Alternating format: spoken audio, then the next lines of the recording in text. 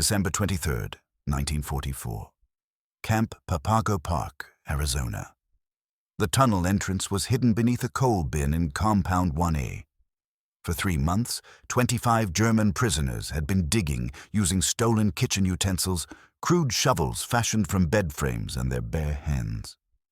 They excavated 178 feet through desert hardpan, shoring the walls with wooden slats torn from their barracks. The tunnel was barely wide enough for a man to crawl through. At night, they disposed of tons of dirt by spreading it beneath the barracks, packing it into false walls, even mixing it into the volleyball court. American guards noticed nothing. The mastermind was Captain Lieutenant Jürgen Wattenberg, U-boat commander, holder of the Knight's Cross, veteran of 23 combat patrols. He had sunk over 100,000 tons of Allied shipping before his capture. Now he was planning the largest mass escape from an American POW camp in history. Wattenberg had studied the camp layout for months. He knew the guard rotation schedules, the searchlight patterns, the blind spots in the fence line perimeter. He had organized his men with military precision. Each escapee had a specific role, a specific destination, a specific timeline. Some would head for Mexico, only 150 miles south. Others would attempt to reach the Pacific coast, possibly make contact with Japanese submarines. A few planned to disappear into America itself, blend into the German immigrant populations of the Midwest. The tunnel opened beyond the outer fence, concealed in a drainage ditch choked with mesquite and creosote bushes. On the night of December 23rd, 25 men crawled through, one by one, emerging into the Arizona desert as free men for the first time in months or years. They scattered in prearranged groups, moving quickly through the darkness, putting distance between themselves and the camp before dawn. Roll call would reveal their absence. By Christmas morning, the largest manhunt in Arizona history was underway. But what these German prisoners didn't understand, what none of the 2,222 Germans who would attempt escape from American camps could comprehend, was that they hadn't actually escaped at all. They had simply traded one form of captivity for another. The prison camp had walls and wire. America itself was the prison. And from that prison, there was almost no escape. The engineering was remarkable. Wattenberg, who had studied at the University of Kiel before the war, applied the same methodical precision to tunnel construction that he had once applied to hunting Allied convoys. The tunnel had to be deep enough to pass beneath the fence foundation, approximately 6 feet down. It had to extend 178 feet to reach beyond the outer perimeter and emerge in concealed terrain. It had to be stable enough to allow 25 men to transit without collapse, and it had to be built in absolute secrecy over 3 months while American guards conducted daily inspections. The digging crews worked in 4-hour shifts. The Arizona soil alternated between powder-dry sand that collapsed constantly and hardpan caliche that had to be chipped away with sharpened spoons and makeshift picks. The tunnel had no ventilation beyond a small air shaft disguised as a drainage grate. Men worked in near total darkness, breathing stale air thick with dust, their bodies contorted in spaces barely wide enough to move. The dirt disposal was the greatest challenge. Tons of excavated soil had to disappear without trace. The prisoners became creative. They spread dirt beneath the barracks during the night, using it to level the ground. They packed it into false walls, constructed inside buildings. They mixed it into the athletic fields, a handful at a time scattered by prisoners during volleyball games and soccer matches. They even carried it in their pockets to the latrines and flushed it away in small quantities. Over 3 months, tons of earth vanished into the camp infrastructure. Wattenberg recruited carefully. He needed men with technical skills, physical endurance, and absolute discipline. Most were U-boat personnel and Luftwaffe officers. These were educated men, technically skilled, accustomed to complex operations requiring coordination. They organized themselves like a military unit. Engineers calculated the tunnel's direction using improvised surveying equipment fashioned from stolen tools. Lookouts monitored guard movements using a system of signals. A forgery section created false identification papers using stolen forms and handmade stamps. A supply group stockpiled food, water containers, and civilian clothing assembled from dyed prison uniforms and items purchased from the camp canteen. By mid-December, the tunnel was complete. Wattenberg assembled his escape team and briefed them on the plan. They would go in 3 groups. The first group of 8 men, led by Wattenberg himself, would head southwest toward Mexico. They had studied maps stolen from the camp library and believed they could reach the border in 3 to 4 days of hard walking. The second group of 10 would split into pairs and attempt to reach Phoenix, 20 miles away, where they hoped to disappear into the German immigrant community. The third group of 7 would head west toward California. Each man received a share of resources. They had accumulated stolen food over weeks, canned goods from the mess hall, dried fruit, crackers, chocolate bars from Red Cross packages. They had fashioned water containers from tin cans. They had civilian clothes and forged identification papers claiming they were German-American defense workers. They had maps and compasses improvised from magnetized sewing needles. The escape began at 9 p.m. on December 23rd. The timing was deliberate. Christmas Eve. Wattenberg gambled that American guards would be distracted by holiday preparations, their vigilance reduced. He was correct. The guard rotation that night was undermanned as soldiers took holiday leave. The searchlight patterns were irregular. The perimeter checks were cursory. One by one, the 25 men crawled through the tunnel. It took nearly 2 hours for everyone to transit. They emerged into the cold desert night, assembled briefly in the drainage ditch, then dispersed according to plan.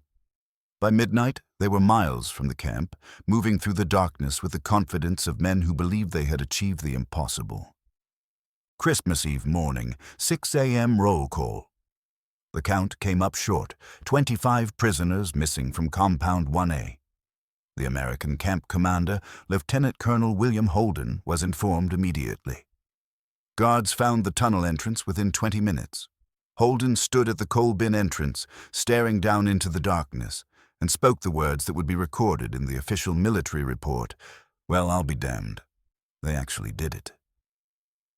By 7 a.m., every law enforcement agency in Arizona had been notified.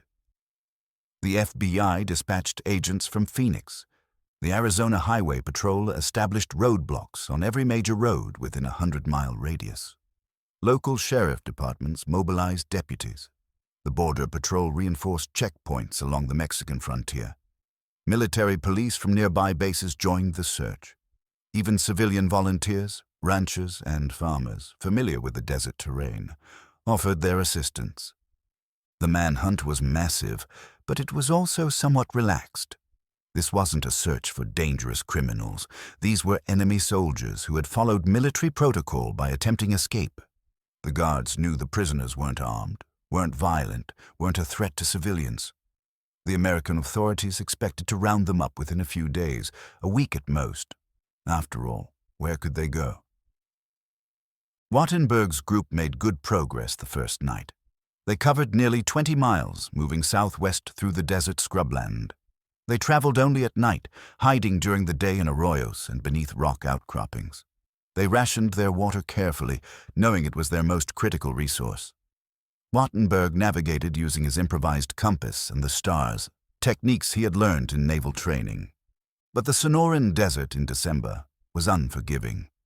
Daytime temperatures could still reach 70 degrees Fahrenheit. The nights dropped below freezing.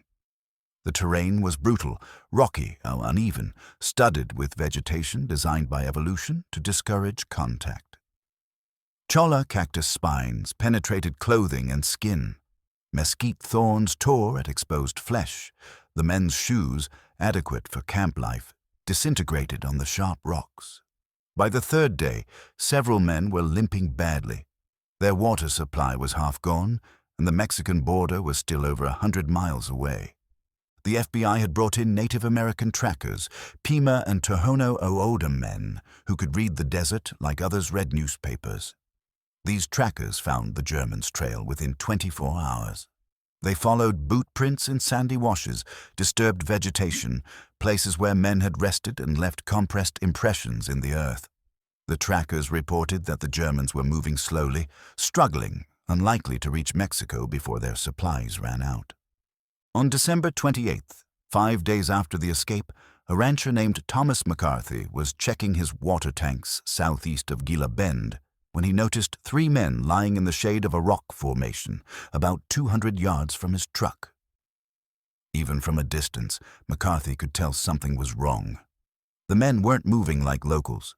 They were too pale, their clothing too uniform, their movements too careful. McCarthy drove back to his ranch and called the sheriff. 2 hours later, 3 very sunburned, dehydrated German prisoners were in custody. They were Wattenberg's men, part of the group heading for Mexico. They had been without water for 12 hours. Another day would have killed them. They offered no resistance when the deputies arrived. One of them, Oberleutnant Hans Schmidt, asked in broken English, "Is there water, please?" The deputies gave them canteens. Schmidt drank until he vomited, then drank more. The group heading for Phoenix fared no better. 10 men attempting to disappear into a city of 60,000 where strangers were noticed immediately. They split into pairs as planned, approaching Phoenix from different directions, hoping to enter undetected during the post-Christmas confusion. On December 26th, 2 prisoners walked into a diner on the outskirts of Phoenix. They were hungry, desperate for a hot meal after 3 days in the desert. They ordered breakfast in broken English, paid with coins from the camp canteen, and tried to appear casual. The waitress, a woman named Helen Morrison, noticed everything wrong about them: their sunburned faces, their ill-fitting clothes, their nervous glances at the door, their accents. She served them eggs and toast, then went to the kitchen and called the police. The 2 Germans were finishing their coffee when 3 police officers walked in. One officer simply said, "You boys from Papago Park?" The prisoners looked at each other, then nodded. They were too tired to run. The officer gestured to the door. "Come on, let's get you back." 4 more of the Phoenix group were captured within 48 hours. 1 was found sleeping in a park. 2 were spotted trying to buy bus tickets. Another was discovered hiding in a barn by a farmer's dog. None made it more than 30 miles from camp. The California group faced the longest journey and the worst odds. 7 men attempting to cross 300 miles of desert and mountains to reach the Pacific coast. Their plan was to travel at night, avoid all contact with civilians, and somehow signal Japanese submarines once they reached the ocean. It was a fantasy built on desperation and incomplete intelligence. By December 30th, all 7 had been recaptured. Some surrendered voluntarily, accepting that death by dehydration wasn't a military necessity. Others were found by search parties, too weak to continue. One man, Feldwebel Otto Rentz, was discovered unconscious beside a dry streambed, severely dehydrated and suffering from exposure. He was hospitalized for 3 days before being returned to camp. The last man to be captured was Jürgen Wattenberg himself. The U-boat commander and 4 companions had reached the outskirts of Idaho, Arizona, a small mining town 40 miles from the Mexican border. They'd covered over 90 miles in 6 days, an impressive feat of endurance, but they were on the verge of collapse. They needed water desperately. Food would help. Better shoes would make the final 40 miles possible. On the night of December 29th, Wattenberg and 2 companions broke into a general store on the edge of Ajo. The store owner, a man named Frank Dillon, had been sleeping in the apartment above ever since the FBI warning about escaped prisoners. He heard the break-in, called the sheriff, and came down with his hunting shotgun. "You boys the Germans from Papago Park?" Dillon asked. Wattenberg, proud even in defeat, stood straight and answered in careful English. "Kapitän Leutnant Jürgen Wattenberg, German Kriegsmarine. These are my men. We are prisoners of war. We claim the protection of the Geneva Convention." 20 minutes later, Wattenberg was in custody. The great escape from Camp Papago Park was over.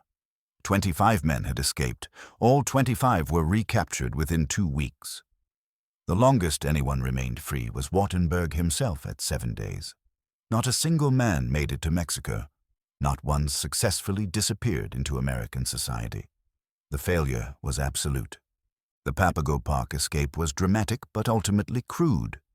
Dig a tunnel, run into the desert, hope for the best. Other prisoners developed more sophisticated approaches. They studied American society, learned the language, understood the infrastructure. They planned escapes that didn't rely on surviving in hostile wilderness, but on blending into American civilization itself. The railroad was an obvious target. Freight trains crisscrossed the country daily, many passing directly through or beside POW camps. During the Great Depression, tens of thousands of unemployed Americans had ridden the rails for free, traveling from city to city looking for work. The Germans figured if unemployed Americans could ride the rails, so could they. On August 15, 1944, 4 prisoners from Camp Concordia in Kansas boarded an eastbound freight train during a crew change. They were Feldwebel Ernst Mueller, Obergefreiter Hans Dietrich, Gefreiter Paul Schneider, and Unteroffizier Kurt Weber. All 4 had been Panzer crewmen, captured in North Africa. They had observed the rail operations for months, noting patterns, identifying the best trains for stowing away. They hid in an empty boxcar, wedging themselves behind cargo crates. The plan was to ride all the way to Chicago, 350 miles to the east, where they would disappear into the German immigrant community of Lincoln Square. They had civilian clothes purchased from the camp canteen and modified to look less like prison issue. They had dried food, water bottles, blankets. They had studied railroad schedules and knew the route, the stops, the timing. The train left Concordia at 10 p.m. For the first few hours, everything went according to plan. The train maintained steady speed, stopping occasionally but never long enough for detailed inspection. The boxcar was comfortable enough. The men talked quietly about Chicago, about contacting the German community, about finding work and shelter until the war ended. At 3 a.m., the train stopped in Topeka, Kansas, a major rail hub. What the prisoners didn't know was that railroad security had been massively increased since early 1944.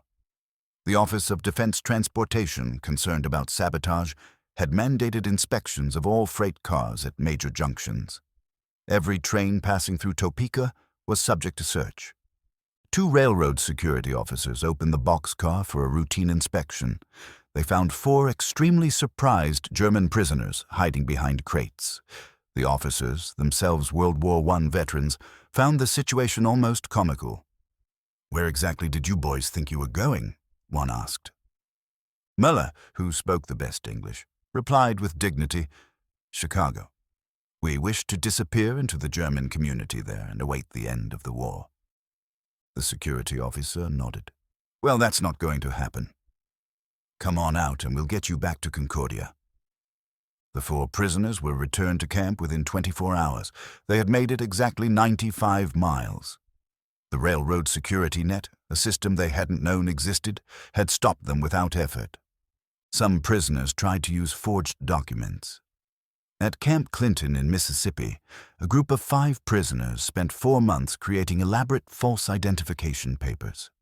They had access to administrative offices through work details.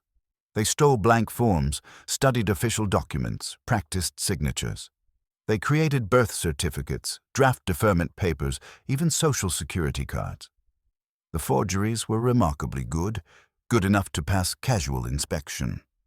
On November 3, 1944, the 5 men walked away from a work detail and hitchhiked to Jackson, Mississippi. They planned to find jobs in war industries, blend in as German-American workers, collect wages, and live quietly until the war ended.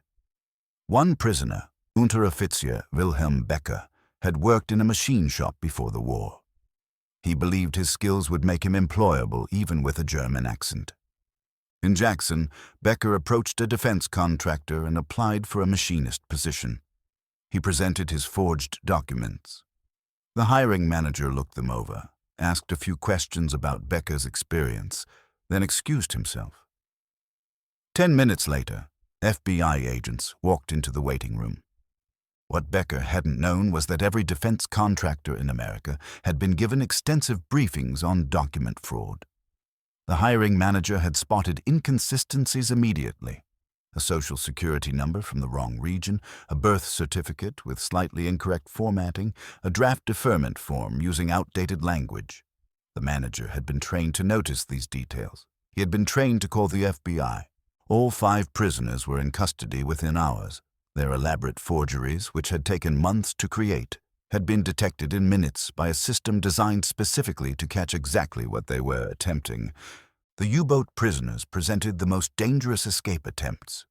These men had technical skills that made them genuinely threatening.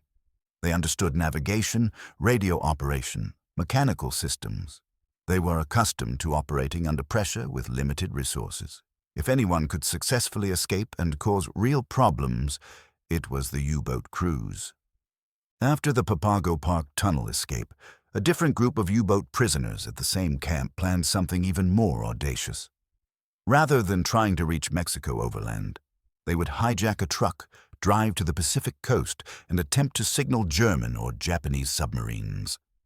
It was an absurd plan. It was also technically possible, which terrified American intelligence. The plan was conceived by Captain Lieutenant Walter Kozer, commander of U-845, sunk off Newfoundland in March 1944. On February 12, 1945, Kozer and 8 men were being transported to a work site in a truck convoy. During the transport, they overpowered the 3 guards, took control of their truck, and drove west toward California. They made it 75 miles before a spotter plane located them. They abandoned the truck when it reached a dead end at an impassable wash. On foot, they covered another 15 miles before being surrounded by search teams. Kozer surrendered 9 hours after the escape began. His men were exhausted, dehydrated, lost. They had released the guards unharmed with water and supplies. No one had been hurt. It had been a military operation, not a crime, but it had also been utterly futile. Even if they had reached California, even if they had somehow made it to the coast, there were no German or Japanese submarines operating there by February 1945. The Pacific Submarine War was over. Japan was collapsing. Germany would surrender in 3 months. Kozer was attempting to return to a war that was already lost. Between 1943 and 1946, German prisoners attempted escape 2,222 times from camps across America. The number seems high until you understand the population. 371,683 German POWs held over 3 years. That's a 0.6% escape attempt rate, actually remarkably low compared to European camps, where escape attempts sometimes reached 10% of the prisoner population. But what's truly remarkable isn't the number of attempts. It's the recapture rate, 99.955%. Of 2,222 escape attempts, only 1 man permanently evaded capture. Every other escapee was recaptured, usually within 48 hours, often within 24. Many surrendered voluntarily. Some were caught almost immediately. A handful lasted weeks, but they were all caught. The reason was systematic.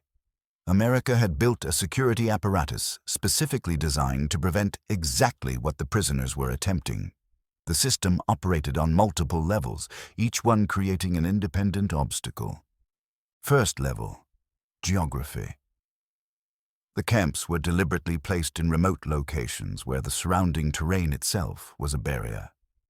Desert camps in Arizona and New Mexico were surrounded by hundreds of miles of hostile wilderness where survival without extensive preparation was nearly impossible.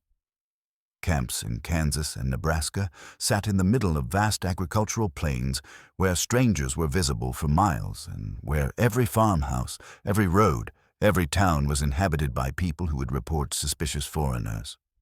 Camps in the South were embedded in communities where social cohesion was tight and outsiders were noticed immediately.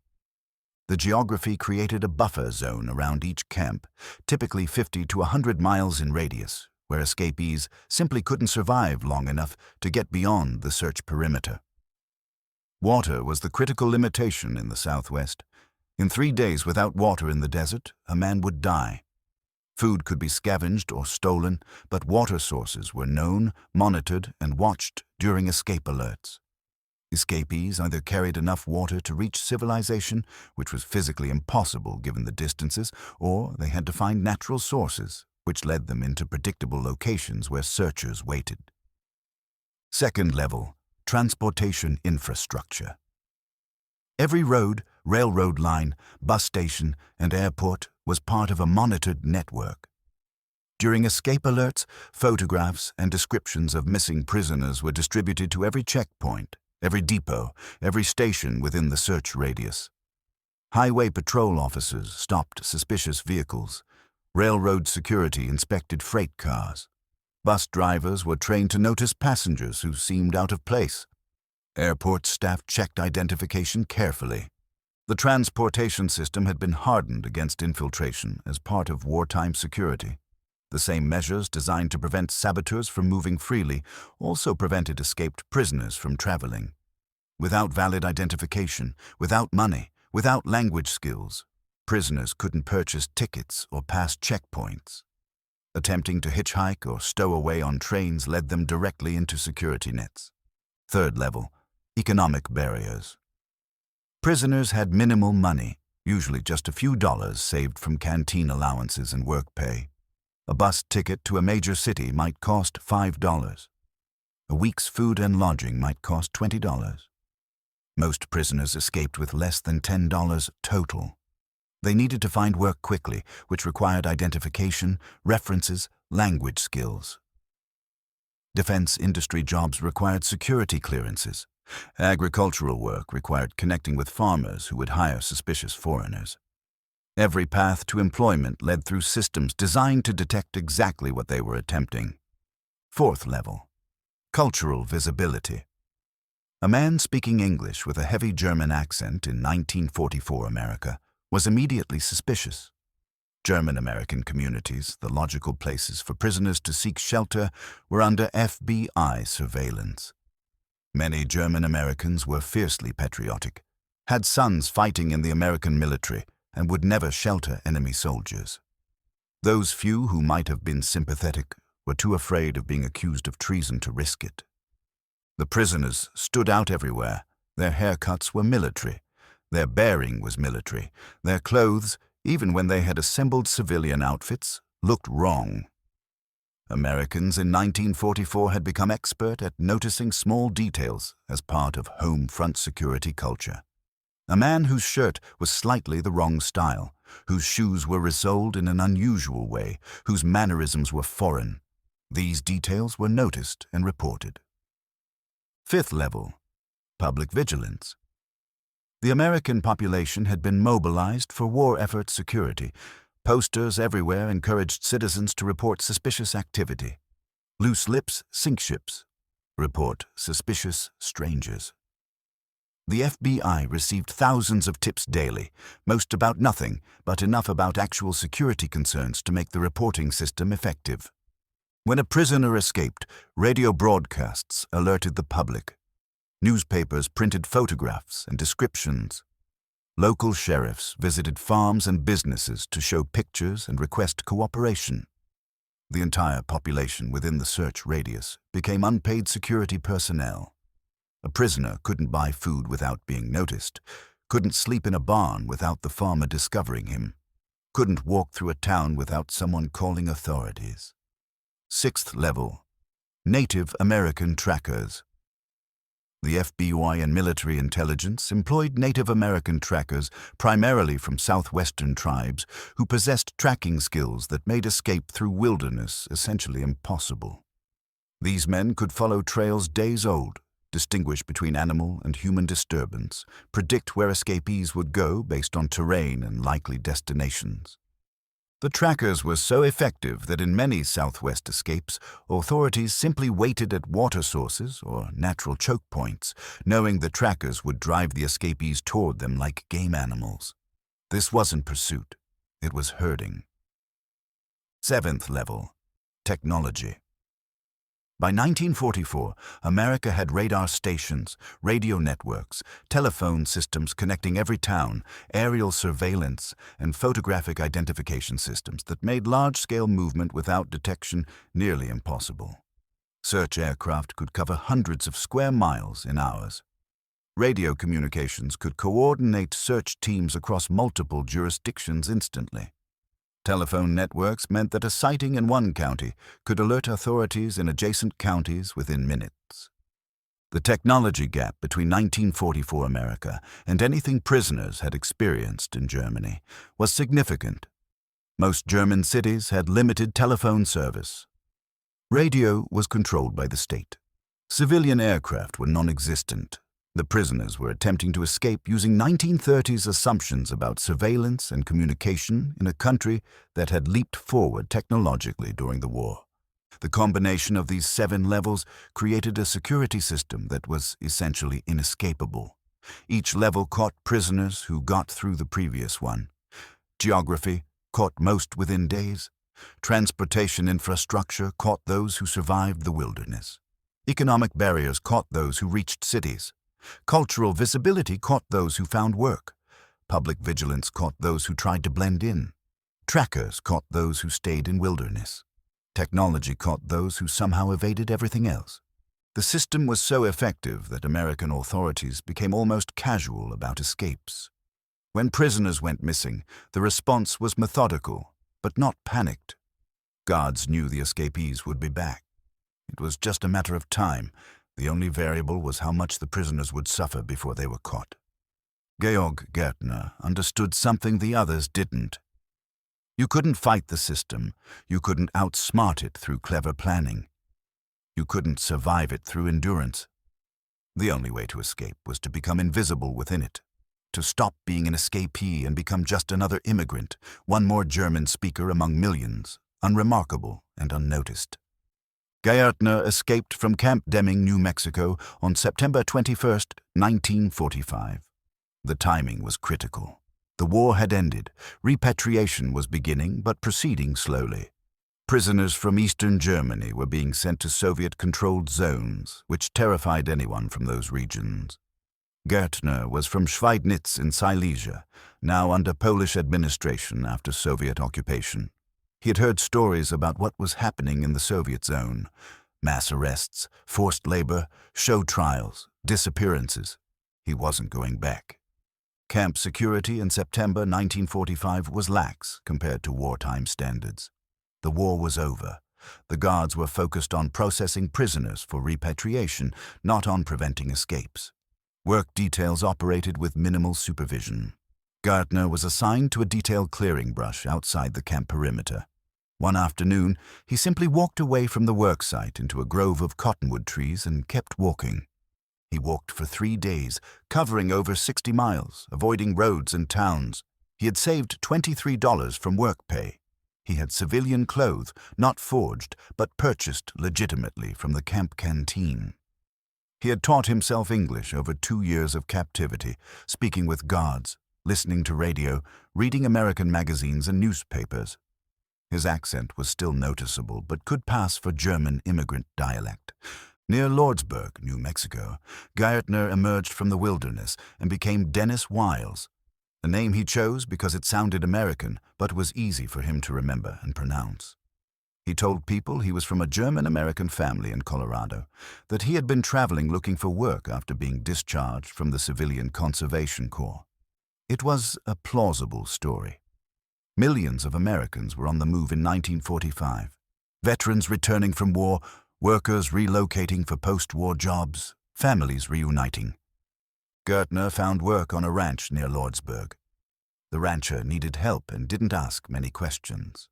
Gaertner worked hard, kept quiet, learned the rhythms of American ranch life. He was paid cash. Weekly, enough to live on if he was frugal. He saved most of it.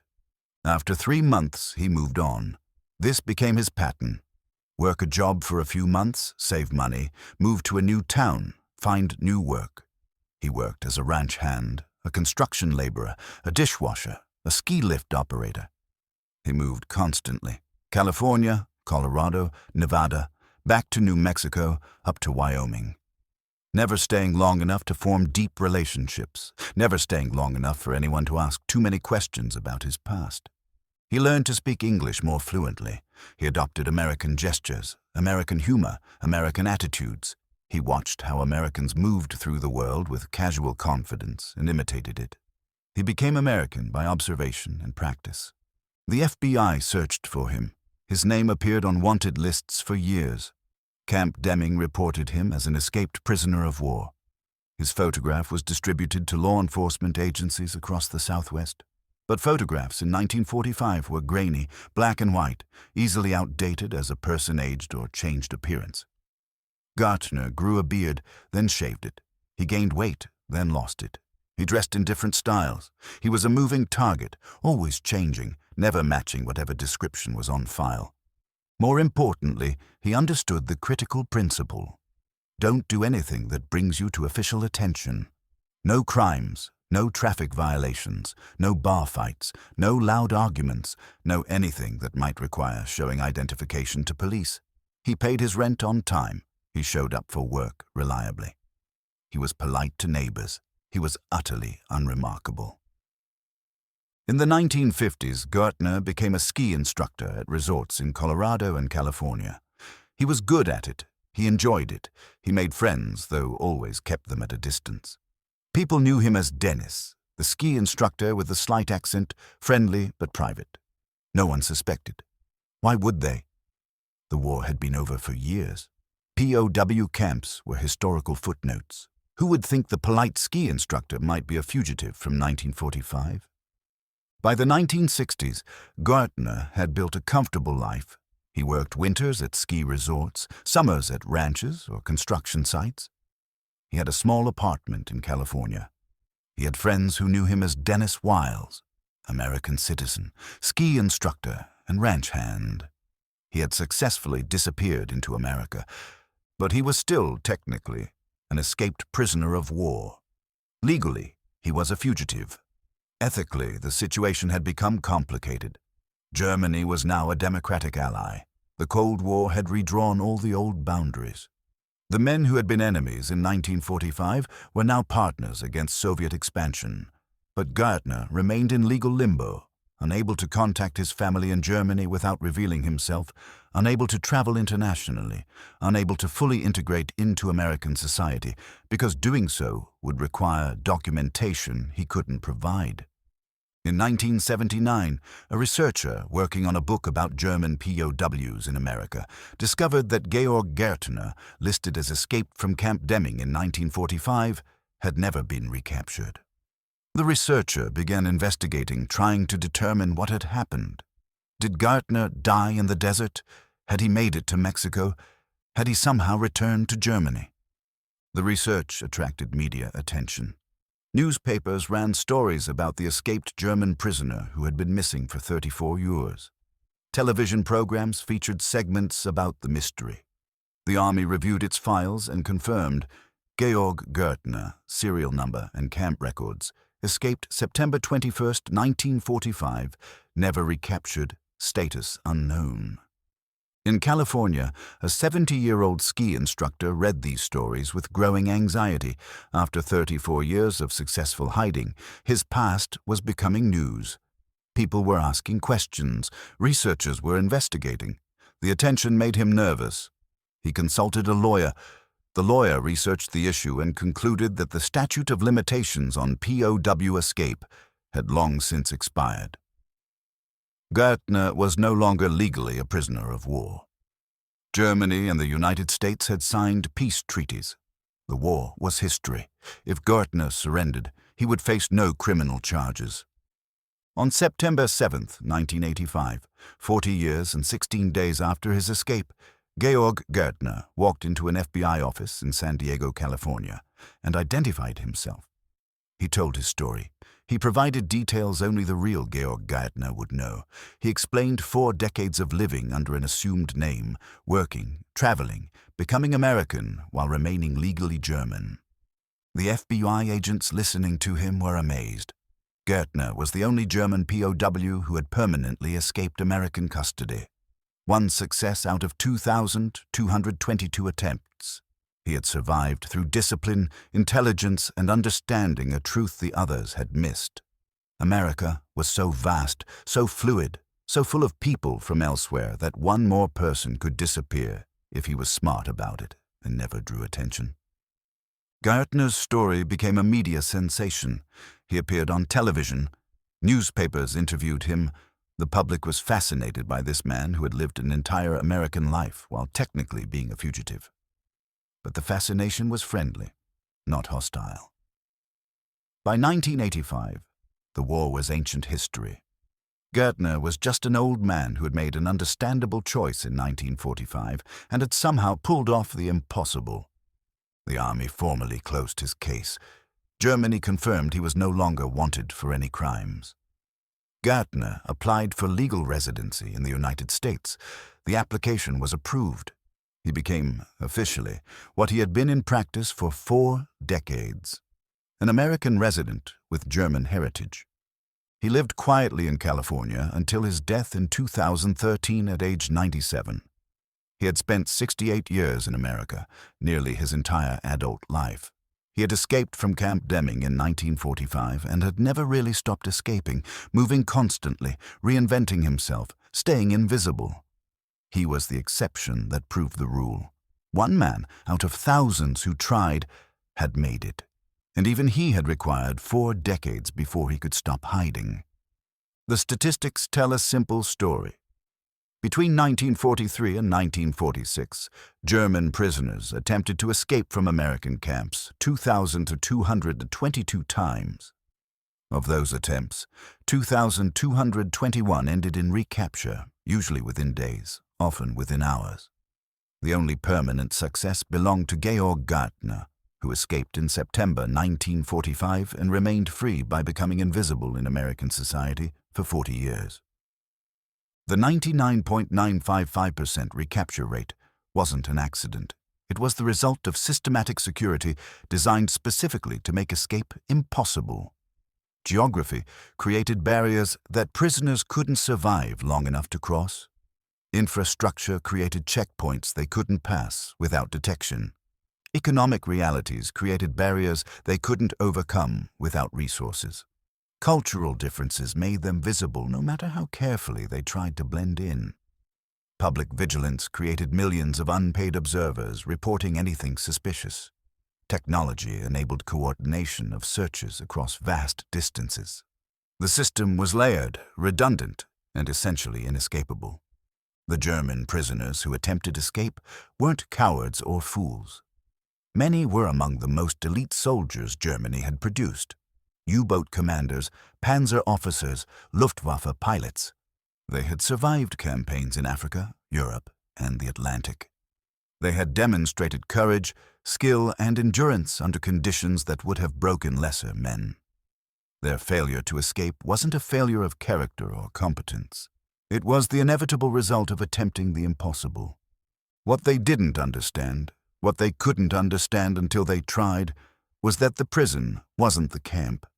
The prison was America itself, a continent-sized nation with infrastructure connecting every town, with technology enabling instant communication across thousands of miles, with a population mobilized to watch for exactly what they were attempting. The fence and the guard towers were theater. The real barrier was everything beyond them. The contrast with European camps was stark. In Germany, escaped Allied prisoners could potentially reach neutral Switzerland, neutral Sweden, or resistance networks in occupied countries. The distances were manageable. The populations included sympathizers. The infrastructure was damaged by bombing. The security apparatus was stretched thin by military demands. Escape from German camps was difficult, but possible. Dozens of Allied prisoners succeeded. In America, there was nowhere to go. Mexico was officially neutral, but functionally Allied. Canada was British. The oceans were thousands of miles away across hostile terrain and patrolled waters. There were no resistance networks because America was the resistance. The German immigrant communities that might theoretically have offered shelter were under FBI surveillance and generally loyal to their adopted country. The infrastructure was intact, the technology was advanced, and the security apparatus was fully staffed and well-funded. The German prisoners learned this through brutal experience. They planned elaborate escapes, executed them successfully, reached the apparent freedom beyond the wire, and discovered they had simply entered a larger prison. The tunnel at Papago Park was an engineering marvel. The escape itself was flawlessly executed. 25 men transited the tunnel without detection and scattered into the Arizona desert, and every single one was recaptured within 2 weeks, because engineering and execution meant nothing against systematic security and hostile geography. The sophisticated attempts fared no better. Forged documents that took months to create were detected in minutes by hiring managers trained to spot exactly those forgeries. Railroad stowaways were discovered at the first major junction by security protocols they hadn't known existed.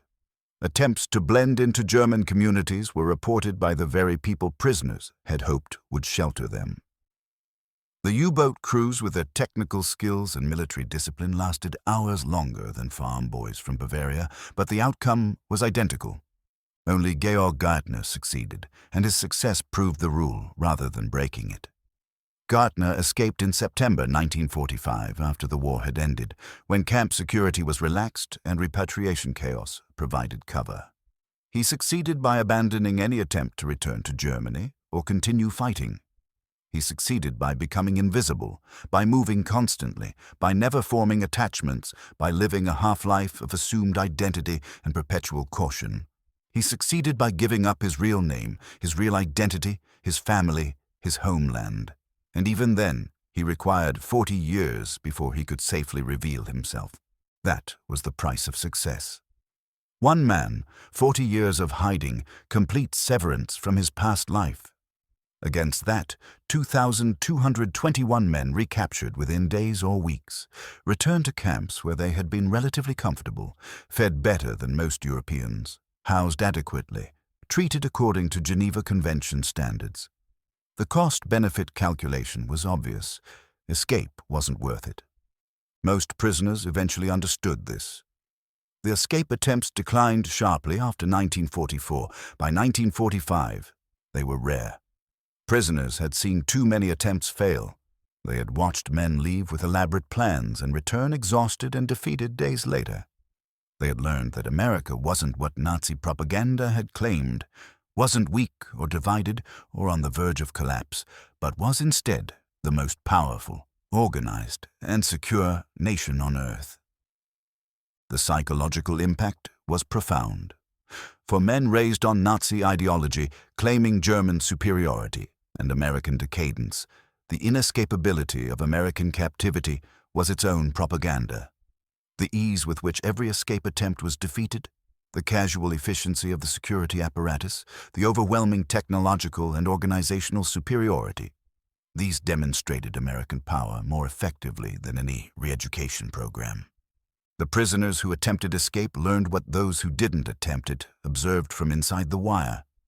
America wasn't just winning the war through military force.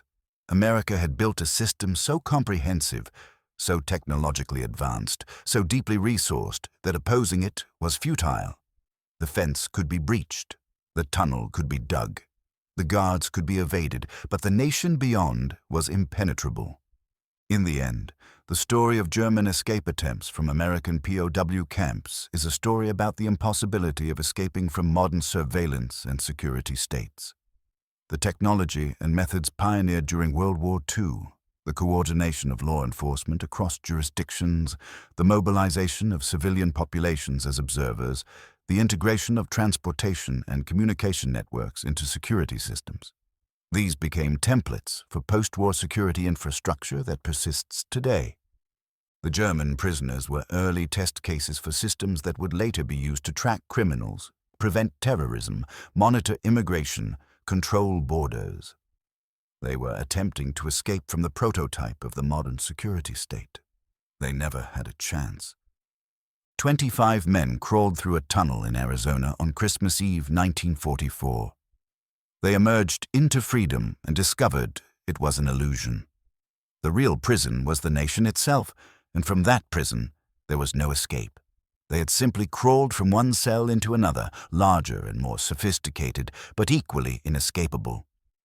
By New Year's Day, 1945, all 25 were back in custody. The tunnel was filled in, the fence was reinforced. The guards were more vigilant, but none of that mattered. The real security had never been the tunnel or the fence or the guards. It was everything else. It was America. And America, the prisoners learned, was inescapable.